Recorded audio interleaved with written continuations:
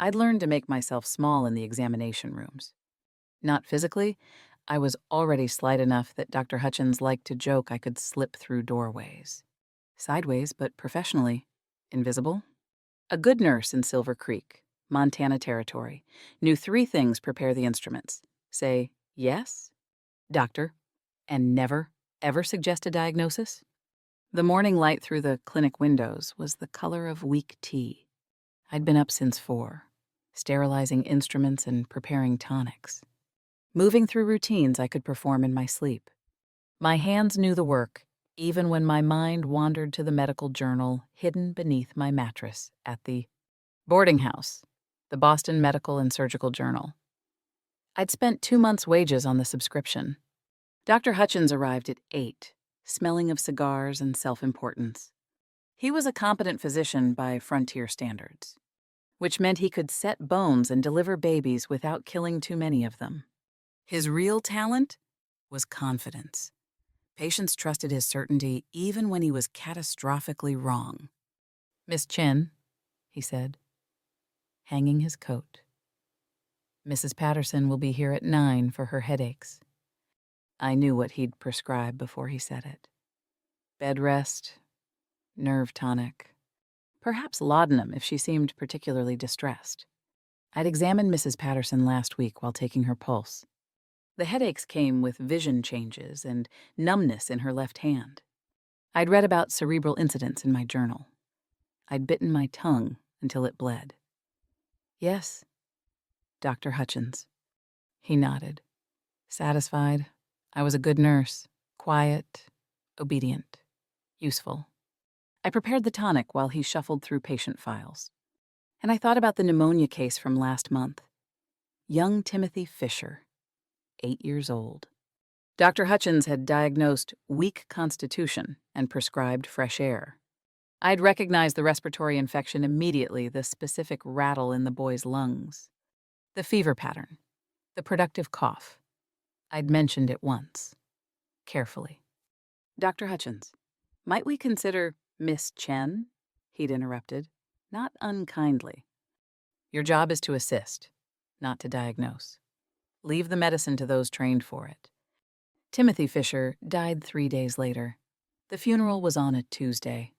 I kept a list in my journal, not of the dead that would drive me mad, but of the patterns I noticed. The symptoms the doctors missed. The treatments that might have worked, I told myself I was documenting, learning. Preparing for a future where my observations might matter. I'd stopped believing that future would come. Mrs. Patterson arrived at 9 sharp. Dr. Hutchins examined her for exactly 4 minutes, prescribed bed rest and nerve tonic, and charged her husband $2. I watched her leave, one hand pressed to her temple, and I wondered how long before the numbness spread. The day continued in familiar rhythms. Prepare instruments. Say, "Yes, doctor." Make myself small. I'd learned to swallow my knowledge like bitter medicine. It sat heavy in my stomach, making me sick. But there was nowhere to spit it out. Women like me, nurses, midwives, healers without credentials, we learned to carry what we knew in silence. Speaking up meant losing our positions. Silence meant watching people die. I chose silence. Every day, I chose silence. And every night. I went back to my rented room and read my medical journals by lamplight, filling my mind with knowledge I'd never be allowed to use. Sheriff Morrison came to the clinic's back door at dawn on a Thursday. I heard the knocking while I was still in my nightdress, braiding my hair in the small mirror above my wash basin. Persistent, desperate, the kind of knocking that said someone was dying. I pulled on my wrapper and hurried downstairs. The clinic was dark, silent. The doctors wouldn't arrive for hours. Sheriff Morrison stood on the back step with his wife wrapped in blankets. Even in the gray pre-dawn light, I could see Sarah Morrison was dying. Her skin had the yellow cast of deep illness. Her eyes were sunken, ringed with shadows that spoke of months without sleep. She'd always been a small woman, delicate-boned like a bird. Now she looked like she might blow away in the wind. "Miss Chen," the sheriff said. His voice was rough, scraped, raw. "I need your help." I should have sent him to Dr. Hutchins. Should have explained I couldn't examine another doctor's patient without permission. Should have protected my position, my livelihood, my carefully maintained invisibility. Instead, I opened the door wider. "Bring her inside." He carried her to the examination room like she weighed nothing. Perhaps she did. I lit the lamps while he settled her on the table, and in the growing light, I could see the full extent of her decline. Skeletal. Fevered. The blankets couldn't hide her distended abdomen. "The doctors," Sheriff Morrison said. "All 3 of them. They've been treating her for 8 months. What's the diagnosis?" His jaw tightened. "Female hysteria." 2 words. They landed like stones in still water, rippling out to encompass every dismissed woman, every ignored symptom, every death attributed to nerves or imagination or the inherent weakness of the female constitution. "They say she's imagining it," he continued. "The pain, the fever, He stopped. Struggling. They've prescribed bed rest and tonics, laudanum when she cries. They tell me I'm enabling her delusions by showing concern." Sarah Morrison made a small sound, somewhere between a whimper and a laugh. Her eyes found mine. They were lucid despite the pain. Aware. She knew she was dying. She knew the doctors were wrong. And she knew no one would listen to her. "I'm a nurse," I said carefully. "Not a physician. If I examine her, I don't care." The sheriff's voice was flat, final. "My wife is dying.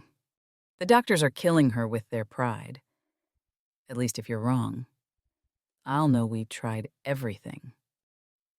It wasn't a compliment to my skill. It was a measure of his desperation. But it was also the opportunity I'd been waiting for my entire professional life. I looked at Sarah Morrison. She nodded. Barely perceptible. "All right," I said. "But I need complete honesty from you. Every treatment they've tried, every symptom she's experienced, everything, anything," he said. I began the examination. I gave myself 20 minutes. 20 minutes to confirm what I suspected, or 20 minutes to prove I was as foolish as Dr. Hutchins always said nurses were. Sarah Morrison's fever was high, but not dangerously so. Her pulse was rapid, thready. Her abdomen was distended, but not rigid. When I palpated carefully, she winced at specific points lower right quadrant. Consistent and reproducible. Her eyes showed jaundice. Her tongue was coated. She'd lost at least 30 pounds in 8 months. I asked questions while I worked. The sheriff answered, standing by his wife's head, one hand stroking her hair. The pain had started gradually. Abdominal cramping, dismissed as monthly troubles. Then the fever came, intermittent at first. Then the weight loss, the yellowing of the skin, the swelling. Dr. Hutchins had examined her twice. Dr. Stevens, 3 times. Dr. Morrison, no relation to the sheriff, had been called in from Helena for a consultation. All 3 had arrived at the same diagnosis: female hysteria brought on by an excitable temperament and excessive imagination. They'd bled her twice. The tonics contained mostly alcohol and sugar. The laudanum kept her quiet, but didn't touch the pain. I examined her with the thoroughness the doctors had never bothered with. I looked at her throat, her extremities, the color of her nail beds. I pressed carefully along her abdomen, noting the specific pattern of tenderness. I asked about her water source, her diet, any recent travel, and slowly, piece by piece, the diagnosis assembled itself in my mind like a puzzle I'd solved once before in the pages of the Boston Medical and Surgical Journal. In an article written by Dr. Elizabeth Blackwell about tropical diseases brought back by sailors returning from the Pacific, parasitic infection, intestinal, probably waterborne. The symptoms matched perfectly. The fever pattern high in evenings, lower in mornings. The abdominal swelling from liver involvement. The jaundice from bile duct obstruction. The weight loss from malabsorption. Even the specific pattern of pain matched the journal's description. It was rare on the frontier, but Silver Creek's water came from streams that ran through mining camps upstream. Contamination was possible, probable, even. I'd read about the treatment protocol. An aggressive anti-parasitic regimen using compounds most frontier doctors had never heard of. Controversial. Unproven outside of academic medical circles, dangerous if administered incorrectly. If I was wrong, Sarah Morrison would die in more pain than she was already experiencing. If I was right, I'd be proving that 3 licensed physicians had misdiagnosed a dying woman for 8 months while a 26-year-old nurse identified the problem in 20 minutes. I stepped back from the examination table. Sheriff Morrison watched me with the desperate hope of a man who'd run out of options. "I know what's wrong with your wife," I said. His breath caught. "What is it?" "A parasitic infection. Intestinal, probably from contaminated water." I kept my voice clinical, professional. "It's rare, but I've read about it. The symptoms match exactly. Can you cure it? There's a treatment protocol. It's aggressive, unproven. If I'm wrong about the diagnosis, she'll die faster and in more pain. If I'm right," I paused. "If I'm right, I'll have proven that 3 licensed physicians were catastrophically wrong. They won't forgive that. The medical board will come after me. What do you need?" I met his eyes. "I need you to believe me over them. I need you to defend my diagnosis when they call it presumption. I need you to stand with me when the medical board tries to destroy my career for daring to practice medicine without their permission." He didn't hesitate. "Done." Sarah Morrison's hand moved weakly. Reaching for mine, I took it. Her fingers were cold, trembling. "Save me," she whispered. I nodded. "I'm going to try." I started Sarah Morrison's treatment on a Tuesday morning, in a guest room at the Morrison Ranch, with the sheriff standing guard at the door like he expected the medical board to storm in at any moment. The treatment protocol required compounds I'd have to source carefully. Some I had in my personal medical kit herbs and tinctures I'd prepared from journal recipes. Kept hidden because carrying them implied I thought myself capable of prescribing. Others I'd have to obtain from the apothecary without revealing what I was treating. I made a list. Wormwood extract, oil of chenopodium, santonin powder, calomel in carefully measured doses. Each component had to be administered in precise sequence. Building to therapeutic levels while avoiding toxicity, the sheriff brought me everything I requested without question. If the apothecary found my orders unusual, he kept it to himself. Money talked, and Sheriff Morrison had enough of it. The first 48 hours were the hardest. Sarah's condition worsened as the parasites began dying, releasing toxins into her system. Her fever spiked. She vomited repeatedly. The abdominal pain intensified. I stayed by her bedside, monitoring every symptom, adjusting dosages, terrified I'd made a catastrophic mistake. The sheriff brought me meals I barely touched. He kept detailed notes when I dictated observations, his handwriting surprisingly neat. Sometimes, late at night when Sarah was sleeping restlessly, he'd ask questions. "How did you know?" When the doctors didn't, I was too exhausted for diplomacy. I looked at her. Actually looked. They looked through her. He absorbed this in silence. "Then you should have been a doctor." I tried. Applied to medical school back east. The words came out bitter. They rejected me. Not for lack of qualification. For being female. He stopped, searching for words. Unjust, wasteful, typical. I checked Sarah's pulse, counting beats. Nursing was the compromise. But watching incompetent men practice medicine while I'm forbidden to apply what I know that's its own kind. Of dying. He was quiet for a long moment. When he spoke again, his voice was rough. I trusted them. The doctors, because they had credentials, because they were confident. I watched my wife waste away for 8 months because I believed titles mattered more than competence. "You're here now," I said. "That's what matters."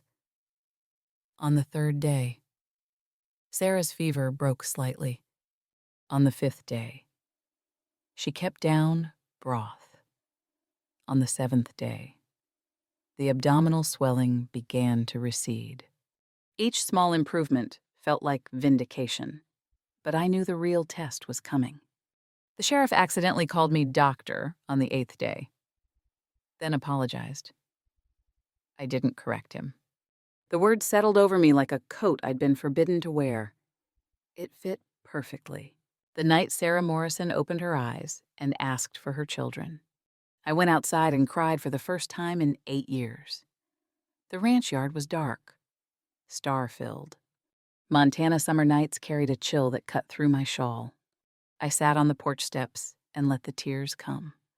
Hot and relieved and terrified all at once. She was going to live. After 8 months of doctors telling her she was hysterical, imagining symptoms, seeking attention through illness, she was going to live because I'd trusted my knowledge over their credentials. The door opened behind me, Sheriff Morrison's boots on the wooden porch. "She's asking for you," he said. I wiped my face. "I'll be right in." He sat down beside me instead. We stayed there in silence, watching the darkness, listening to the night sounds, crickets, distant cattle. The wind through prairie grass. "Why nursing?" he asked, finally. Why not find another way? The question opened something in me. Maybe it was exhaustion. Maybe it was the relief of Sarah's recovery. Maybe I was just tired of carrying it alone. My father was a physician, back in San Francisco. He taught me everything anatomy, pharmacology, diagnosis. He believed women should practice medicine. The memories felt sharp. He died when I was 19. Cholera epidemic. After that, I had his knowledge, but no way to use it. The medical schools wouldn't accept me. The hospitals wouldn't hire me as anything but a nurse. So you came to Montana. Frontier towns are desperate enough to overlook some things. They'll accept a Chinese woman as a nurse if she's competent. I laughed without humor. They won't accept her as a doctor. But they'll let her clean wounds and prepare tonics and watch patients die from misdiagnosis. He was quiet, absorbing this. Then, my wife was dying. I knew it. I felt it. But I trusted the doctors because they were doctors. Because that's what you're supposed to do. You came to me eventually, when I had nowhere else to go. He shook his head. That shames me. That I waited until desperation before I listened to sense, you're listening now. The medical board won't. His voice was flat. Certain. When they find out what you've done, when they can't deny Sarah's recovery, they won't celebrate it. They'll find ways to diminish it, to protect themselves. I'd known this from the beginning. Success wouldn't bring validation. It would bring retaliation. I know, I said. You did it anyway. Your wife was dying. The doctors were wrong. I was right. Simple as that. Complicated as everything. What else could I do? He looked at me in the starlight. You could have protected yourself. I tried that for 8 years. It didn't feel like protection. It felt like slow suffocation. We sat there until the cold drove us inside. Sarah was sleeping peacefully, color returning to her cheeks. Her children were curled up on either side of her bed, finally allowed to see their mother without being told she was too delicate for visitors. This moment, this quiet victory, it would have to be enough, because I knew what was coming next. Dr. Hutchins arrived at the Morrison Ranch on a Thursday afternoon with the full medical board: 3 physicians, 2 county officials, and a lawyer. I'd been expecting them. Word travels in small towns, especially word of miraculous recoveries. Sarah Morrison, declared hysterical and dying by Silver Creek's finest physicians, was now walking in her garden, playing with her children, eating full meals. Someone had talked. Probably the apothecary, curious about my unusual orders. Possibly a neighbor who'd seen me coming and going from the ranch at odd hours. It didn't matter who. What mattered was they were here, and they were furious. Sheriff Morrison met them at the door. I stood behind him, chin up, hands steady, despite my racing heart. "Gentlemen," the sheriff said. "To what do I owe the pleasure?" Dr. Hutchins pushed forward. "We've heard disturbing reports that Miss Chen has been treating your wife without medical supervision, without authorization. Miss Chen has been caring for my wife under my direct request and supervision. The care of patients requires medical training and licensure," Dr. Stevens interjected, "which Miss Chen does not possess." "She possesses something you 3 lacked," the sheriff said flatly. "The ability to correctly diagnose my wife's condition." The words landed like gunshots. The doctors' faces flushed. "Sheriff Morrison," the lawyer stepped forward. "Perhaps we might examine Mrs. Morrison to assess her condition and determine the appropriateness of the care she's received, by all means." Sarah Morrison was in the parlor, looking healthier than she had in months. The change was undeniable. She'd gained weight. Her color was normal. The jaundice had faded. She stood when the medical board entered, steady on her feet. Dr. Hutchins examined her briefly, his face growing darker with each finding: normal temperature, clear eyes, soft, non-tender abdomen. No signs of the decline he'd documented in his notes for 8 months. "Well," he said finally, "it appears Mrs. Morrison has recovered from her hysterical episode." "Parasitic infection," I said quietly. All eyes turned to me. "I beg your pardon." Dr. Hutchins's voice was ice. "Mrs. Morrison didn't have hysteria. She had a parasitic intestinal infection, probably from contaminated water. The symptoms were classic intermittent fever, abdominal distension, jaundice, progressive weight loss. I treated her with an anti-parasitic protocol documented in the Boston Medical and Surgical Journal." I pulled the journal from my bag, already marked to the relevant article: Dr. Elizabeth Blackwell's research on waterborne parasites, complete with symptom documentation and treatment protocols. Dr. Hutchins barely glanced at it. "Miss Chen, you are a nurse. You are not qualified to make diagnoses or prescribe treatments. The fact that Mrs. Morrison recovered proves nothing. She may have recovered naturally from what was, as I diagnosed, a case of female hysteria. For 8 months, I kept my voice level, during which she declined steadily under your care, and then recovered in 2 weeks under mine. You got lucky," he said sharply. "That doesn't make you a doctor." "No," I agreed, "but it makes me right." The room went silent. Sheriff Morrison spoke into the quiet. "I have Mrs. Morrison's complete medical records from all 3 of you. 8 months of documented decline. Treatments that accomplished nothing except to keep her sedated. Then Miss Chen examined her for 20 minutes and identified the actual problem." He spread the records on the table. The progression was damning. Each doctor's notes showing worsening symptoms, each prescription for bed rest and tonics, each dismissal of Sarah's complaints as hysteria.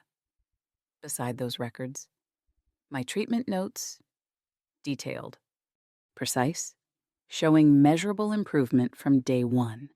The county officials examined both sets of documents. Their faces were carefully neutral, but I saw the calculation happening. 3 respected physicians proven wrong by an unlicensed nurse. It was politically explosive. The lawyer cleared his throat. Perhaps we might reach a reasonable accommodation. Miss Chen could acknowledge that she acted inappropriately, without proper authorization. The medical board could agree not to pursue formal charges, and we could all move forward with the understanding that such situations should not occur again. They were offering me erasure, a deal where I admitted wrongdoing. They avoided accountability. And Sarah Morrison's recovery became a fortunate accident rather than proof of their incompetence. I looked at Sarah, standing straight and healthy, her children clinging to her skirts. Then I looked at the medical board. No, I said. I packed my medical journals first, then my clothes. Then I sat on the edge of my rented bed and wondered where exactly a disgraced nurse could go in 1882. The medical board had given me until Monday to accept their deal. Admit I'd acted improperly. Defer credit for Sarah Morrison's recovery to Dr. Hutchins's supervision. I promise never to exceed my authority again. In exchange, no formal charges, no public hearing, no destruction of my career if I refused. They'd pursue my dismissal from the clinic, file charges of practicing medicine without a license, ensure no hospital or doctor in Montana Territory would hire me. Dr. Hutchins had been very clear about the consequences. You have talent, Miss Chen, he'd said, almost kindly, but talent without credentials is dangerous. Accept that you overstepped. We'll put this behind us. Behind us. As if Sarah Morrison's near death from their misdiagnosis was a minor embarrassment to be swept away, rather, than a catastrophic failure requiring accountability. I could leave Silver Creek, start over somewhere my name wasn't known. Portland. Maybe. Or San Francisco. Back where I started. Somewhere I could be anonymous again. Quiet. Invisible. The thought made me physically ill. 8 years. 8 years of swallowing my knowledge, watching preventable deaths, accepting that my expertise meant nothing without the right credentials. And now, when I'd finally been proven right, they wanted me to pretend it never happened. I thought about Mrs. Patterson with her headaches and vision changes, about Timothy Fisher, dead from pneumonia misdiagnosed as weak constitution, about all the future patients who'd be dismissed as hysterical when they were actually dying of treatable conditions. If I accepted the medical board's deal, it would be easier next time. Easier to dismiss the uppity nurse who thought she knew better than doctors. Easier to ignore women's pain. Easier to let people die rather than admit male physicians might be wrong. Rain started after midnight, drumming against my window. I sat in the dark and thought about my father teaching me to suture on orange peels, about medical school rejection letters, about every time I'd stayed silent when I should have spoken. A knock on my door pulled me from the spiral of my thoughts. Sarah Morrison stood in the hallway, wrapped in a shawl against the rain. She was alone, which meant she'd walked here, in the dark, in the storm. 2 weeks out of her sickbed.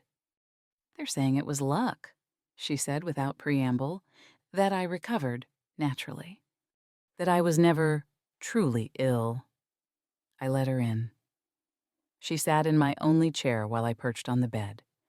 Dr. Hutchins told me today that my improvement validates his original diagnosis. She continued, that hysterical episodes often resolve spontaneously.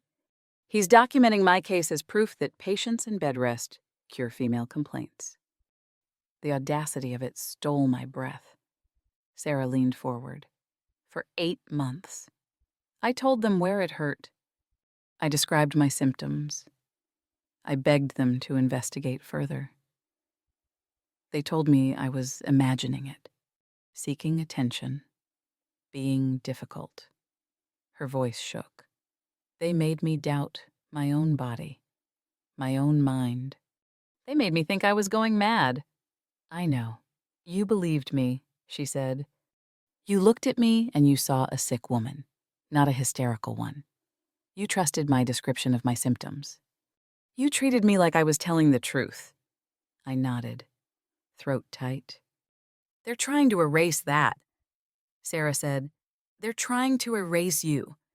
And if you let them, if you accept their deal and disappear, then the next woman who tells them she's in pain, they'll dismiss her too, because they'll have gotten away with it, with all of it. If I fight them, I'll lose everything. Maybe, she agreed.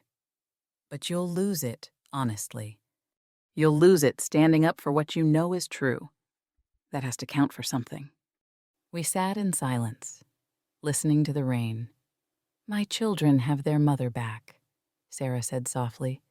My husband has his wife. I have my life. Because you refused to stay quiet when silence would have been safer. She stood, moved to the door. Don't let them make you invisible. Don't let them make me invisible. Not again. After she left, I sat in the dark for a long time. Then I unpacked my bags. I walked into the medical board hearing on Monday morning with Sarah Morrison on my arm and every medical journal I owned in a canvas bag. The hearing room was crowded. Word had spread through Silver Creek the nurse who'd cured the sheriff's wife was facing charges. People were curious, some supportive, many skeptical, a few openly hostile.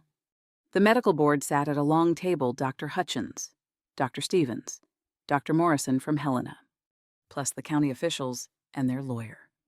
They'd expected me to arrive alone, contrite, ready to accept their terms. Instead, I'd brought evidence. Sheriff Morrison stood when we entered. Other townspeople, too. Women, mostly. I recognized several of them. Patients I'd cared for over the years.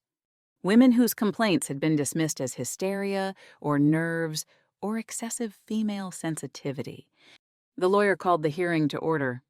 Read the charges practicing medicine without a license. Administering experimental treatments without physician oversight. Endangering a patient with unproven protocols. How do you plead? Miss Chen. I stood, not guilty. But I'd like to present evidence. I spread my journals on the table. The Boston Medical and Surgical Journal. The article on waterborne parasites. Treatment protocols. Research documentation. Then I presented Sarah Morrison's medical records, the real ones, complete with 8 months of declining health under the doctor's care, and my 2-week treatment log showing measurable daily improvement. Mrs. Morrison didn't have hysteria, I said clearly. She had a parasitic intestinal infection caused by contaminated water. The symptoms were documented and classic. The diagnosis was straightforward. The treatment was established in medical literature. Any competent physician who'd bothered to actually examine her thoroughly would have identified it. Dr. Hutchins's face darkened.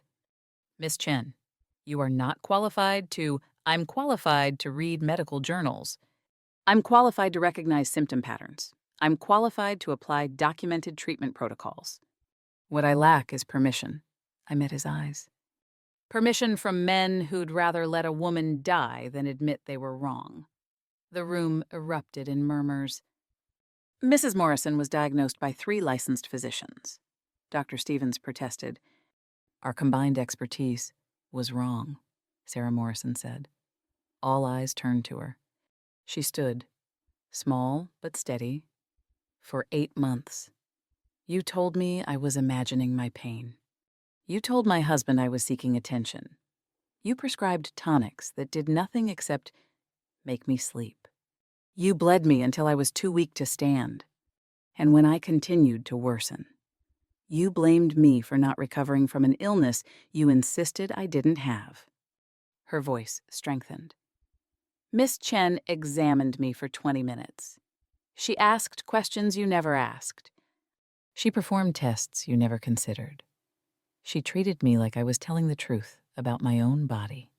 And within 2 weeks, I was recovering. Not from hysteria. From a parasitic infection that would have killed me if you'd continued treating me. Mrs. Morrison, the lawyer said carefully, no one is disputing your recovery.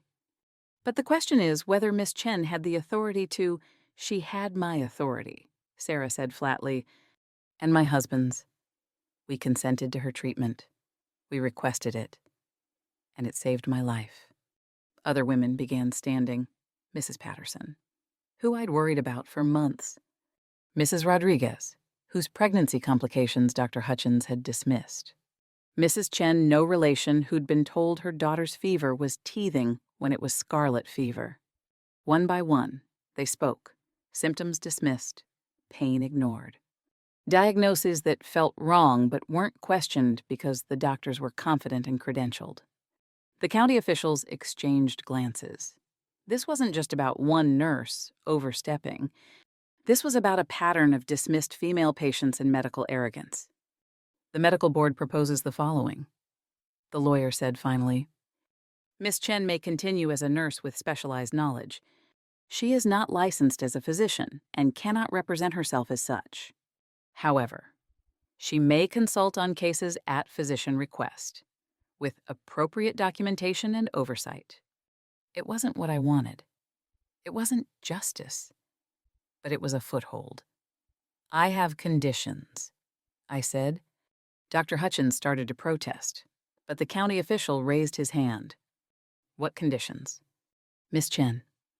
First, I continue my medical journal subscriptions and self-education without interference. Second, when I identify diagnostic errors or suggest alternative treatments. Physicians must document their reasoning for dismissing my input. Third, female patients have the right to request my consultation regardless of whether they're attending. Physician approves. Absolutely not, Dr. Hutchins said. That undermines physician authority. So does killing patients through arrogance, I replied evenly. The room went silent. Your terms are acceptable, the county official said, with the understanding that final medical decisions rest with licensed physicians. But your observations will be documented and considered. I looked at Sarah Morrison. She nodded. I accept, I said. They called me the sheriff's nurse for a while, like I was his property instead of Sarah's savior. I let them. Small minds need small labels to contain what frightens them. 3 months after the hearing, Mrs. Patterson came to the clinic with her headaches and vision changes. Dr. Hutchins examined her, prescribed his usual nerve tonic, and was about to send her home when I quietly suggested cerebral incident. He dismissed it. I documented his dismissal. Mrs. Patterson collapsed 2 days later. She survived because I was there when it happened, because I'd already researched the treatment protocol, because I didn't wait for permission to act. Dr. Hutchins stopped dismissing my suggestions after that. 6 months after Sarah Morrison's recovery, a doctor from Helena wrote asking about parasitic infections. He'd seen a case with similar symptoms. Could I consult? I could. I did. The patient lived. Word spread through medical networks, quietly at first, then more openly. There's a nurse in Silver Creek who knows things, who reads journals and recognizes rare conditions. Who's worth consulting when standard diagnoses don't fit? I started receiving letters from physicians, from patients, from other nurses hungry for knowledge and validation. I answered everyone.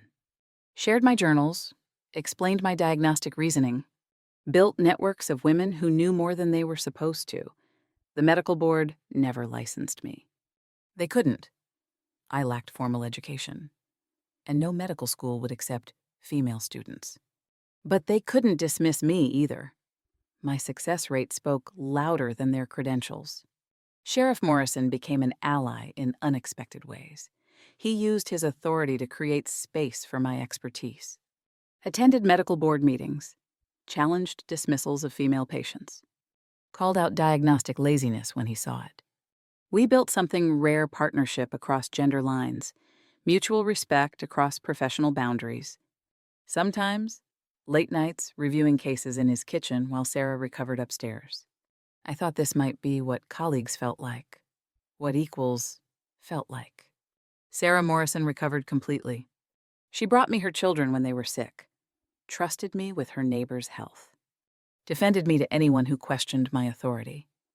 She understood what I'd risked for her, what I continued to risk every time I spoke up. A year after the hearing, I trained 3 other nurses in diagnostic observation, taught them to read journals, recognize patterns, trust their expertise. 2 of them went on to fight for medical school admission. 1 succeeded. I still work under physicians. I still bite my tongue during examinations, but now, when I speak, some of them listen. My medical journals no longer hide in my rented room. They sit on Sheriff Morrison's desk, referenced during case consultations, borrowed by curious doctors, studied by nurses who want to be more than assistants. I'm not a doctor. The medical board made sure of that. But I'm a healer, and no credentials can make me less than what I am. Last week, a young woman arrived in Silver Creek, fresh from nursing school back east. Bright-eyed, idealistic, full of knowledge she'd been told to suppress. She came to the clinic asking for work, and Dr. Hutchins sent her to me. "Miss Chen will train you," he said, not grudgingly, almost respectfully. I looked at this young nurse and saw myself 8 years ago, full of knowledge and silence, desperate to use what she knew, terrified of the cost. "First thing you need to know," I told her, "competence doesn't require permission." She blinked, uncertain. "Second thing, being right isn't the same as being recognized, but it's enough." I handed her one of my journals. "Third thing, you can't make people see you, but you can make yourself undeniable." She took the journal like it was precious, sacred. "They'll try to make you small," I said. "They'll tell you to know your place, to defer, to stay quiet." I met her eyes. "Don't." That night, I walked through Silver Creek's dark streets to my rented room, and I thought about all the years I'd spent invisible, all the knowledge I'd swallowed, all the patients I couldn't save because I was too afraid to speak. I thought about Sarah Morrison, alive because I finally stopped being afraid. I thought about the young nurse reading my journals by lamplight, filling her mind with knowledge she'd be told she couldn't use. And I thought about the next woman who'd come to Silver Creek's doctors with pain they'd call hysteria, about how she'd have options now, how she could request my consultation, how her suffering wouldn't be dismissed as easily. Small victories, incremental changes. Not the revolution I'd dreamed of when I was 19 and applying to medical schools, but real, tangible. Enough. I'd learned 3 things saving Sarah Morrison's life. First, competence doesn't require permission. Second, being right isn't the same as being recognized, but it's enough. Third, you can't make people see you, but you can make yourself undeniable. The next time someone's dying and the doctors don't know why, they'll come to the nurse's door, and I'll be ready.